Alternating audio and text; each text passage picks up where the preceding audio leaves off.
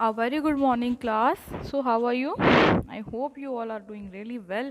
And, class, listen carefully. As you know, we have already started the poem The Elephant and the Tragopan, and it's such a nice but unfortunately such a long poem. And ये जितनी long है उतनी ही interesting भी है. So, I really want कि इसको आप बहुत अच्छे से समझें.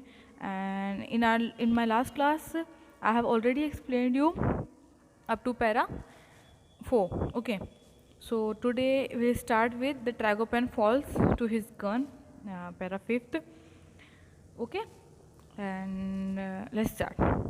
The Tragopan falls to his gun. He shoots the flying fox for fun. The black bear dances to his whim. My own tam cousins laugh for him. As you know, this story, the in this poem, the elephant is telling to other animals that what and how human beings, the creature, harm to animals. Okay. So human being जो है अपने फ़न के लिए शिकार करते हैं, hunting करते हैं. तो ये हंटिंग करते हैं, इसमें ये फ्लाइंग फॉक्स मतलब बैट, चमगादड़ और ट्रैगोपैन जो एशियन बर्ड जिसके नाम पे ये पोएम भी है, एशियन कलरफुल फेदर्ड बर्ड, उसको भी ये अपनी गन से उड़ा देते हैं. ब्लैक बियर जो होता है उसको अपनी मर्जी से ये डांस कराते हैं. आपने भी देखा होगा जो एक छोटा सा बंदर होता है और उसके साथ में उसका मालिक होता है, जिसे मदारी कहते हैं, वो एक शो करता है. 10 रुपीज़, 5 रुपीज़, 2 रुपीज़, जो जितना पैसा देना चाहता है वो रख के चले जाते हैं. तो ये वाली चीज़ होती है इसमें. यहाँ पर भी क्या हो रहा है, एनिमल का मिस यूज़ हो रहा है. तो ये जो मिस यूज़ है ये इसके बारे में ही बता रहा है कि ह्यूमन बीइंग एनिमल को अपनी मर्जी से अपने इशारों पे नचाता है. माई ऑन टैम कजिन्स स्लैप फॉर हिम. टैम कज़न का मतलब ये एलिफेंट बता रहे हैं कि मेरे खुद के टैम कजिन्स तो वो भी इसके स्लैव हैं, उसके गुलाम हैं. Yet we who give him work and food have never earn his gratitude.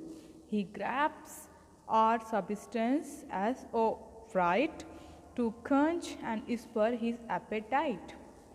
Nor will he grant us truce or grace to rest secure in any place. काफ़ी शर्म की बात है कि एनिमल्स हमारे लिए इतना गंदा सोचते हैं. ऑब्वियसली जब, और ये गलत भी नहीं है, बहुत बहुत सही बात है. Human being in today's era अपने सेल्फिशनेस, अपना सेंटर ऑफ अट्रैक्शन के लिए, अपनी बहुत सारी चीज़ों के लिए जितनी स्पीड से नेचुरल एनवायरनमेंट को, एनिमल्स को और quality of air, quality of land, quality of water, quality of etcetera, इन सब चीज़ों को जितना पॉल्यूट कर रहा है, जितना नाश कर रहा है, जितना उसको मैस कर रहा है, ये बहुत बहुत गलत है.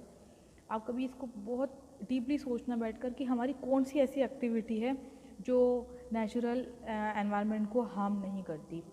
अगर आपके घर में एक बहुत प्यारा सा काउच आता है, सोफ़ा आता है, तो आप पेड़ों के बारे में सोचें. आप जब कोई बड़ी कार खरीदते हैं तो आप सोचें कि आपने एनवायरनमेंट को अब कितना नाश करना है. जब आप एक बड़ा प्लांट, बड़ी फैक्ट्री लगाते हैं, तब आप हवा के बारे में सोचें वो कितनी ज़्यादा गैसियस होने वाली है, उसमें कितने हार्मफुल सब्सटेंसेस हमारी वजह से मिलने वाले हैं. जब हम परफ्यूम यूज़ करें, फिर कोई ऐसा चीज़ यूज़ करें जिसके अंदर कुछ गैसेस होती हैं, तो वो कितना, मतलब हर चीज़, हमारी ऐसी कोई एक्टिविटी नहीं है जो किसी भी तरीके से एनिमल्स को और उसके एनवायरनमेंट को और उसके सराउंडिंग्स को नुकसान नहीं पहुंचाती है. तो here he saying, they are saying same कि देखो एनिमल्स हम ही मतलब उनको रोज़गार देते हैं, लाइवलीहुड देते हैं. ऑब्वियसली जो इंसान का सर्कस है, और वो सर्कस किस पे बेस्ड होता है, एनिमल्स पे. एक मदारी जो डांस दिखाता है, करतब दिखाता है बंदर के, तो उसका पूरा जो वो अर्निंग है वो किस पे बेस्ड है, एक मंकी के ऊपर. ऐसे लोग जो सफारी करवाते हैं एनिमल्स के ऊपर बैठा कर, कैमल राइड हो गया आपका, एलिफेंट राइड हो गया, तो उनका जो अर्निंग है वो किस पे बेस्ड है, एनिमल पर. तो ये कह रहे हैं कि हम उनको रोज़गार देते हैं इवन तो उनकी नज़र में हमारी कोई वैल्यू ही नहीं है. And it's true. ओके. तो ये कहते हैं कि हर चीज़ पे वो ऐसे अधिकार जमाता है और हमारे ऊपर वो ऐसे अधिकार जमाता है जैसे कि ये उसका बर्थ राइट है ना. तो पैदा होते ही उसको हम पे एक अधिकार मिल गया है कि हम बेज़ुबान हैं, हमारी कोई ज़बान नहीं है, हम बोल नहीं सकते, हम कंप्लेन नहीं कर सकते, तो हमारा यूज़ कर सकते हैं. और टू कंच एंड इस पर हिज एपेटाइट, और अपना पेट भरने के लिए वो हम जिसे हमें यूज़ करता है। कंच मतलब craving and specially of water, अपनी प्यास अपना भूख मिटाने के लिए वो हमारा यूज़ करता है। Nor will he grant S truth और ग्रेस, और जैसे दो ओपोनेंट होते हैं, ओपोनेंट के बीच में अगर सुलह हो जाए और वो फाइट को एंड कर दें तो ये ट्रूथ रहता है। तो ये कहता है कि ये एक ऐसी कंडीशन पे भी नहीं पहुंचते जहाँ पर ये हमारे ऊपर दया दिखाएं, जहाँ इनको रियलाइज़ हो कि ठीक है अब इस चीज़ को अब स्टॉप करते हैं। नहीं, to rest secure in any place, ये हमें किसी भी प्लेस पे सुकून से रहने नहीं देंगे। ऐसा नहीं है कि हम एक जंगल छोड़ दें दूसरे में चले जाएं तो वहाँ हमें सुकून होगा, नहीं, वहाँ के लोग वो हमें परेशान करेंगे।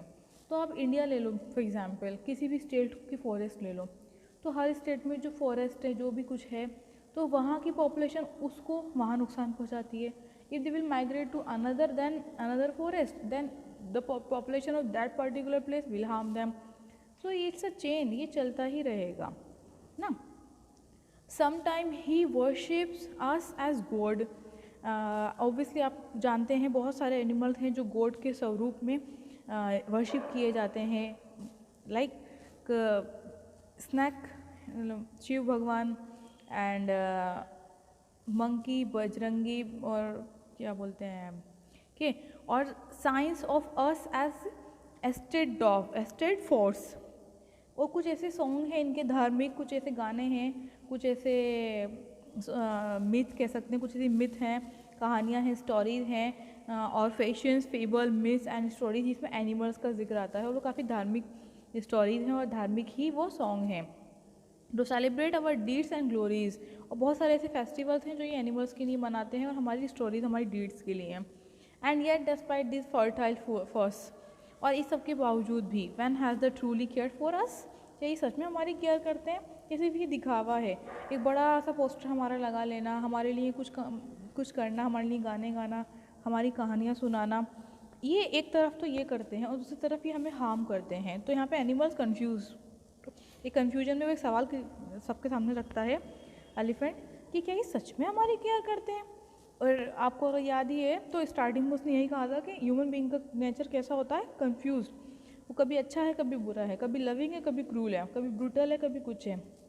तो वो सेम यहाँ पे कह रहा है कि भाई ये ह्यूमन बीइंग एक तरफ हमें यूज़ करते हैं और एक तरफ हमारी ही पूजा करते हैं, तो ये चाहते क्या हैं हमसे कि ये सच में हमारी केयर करते हैं।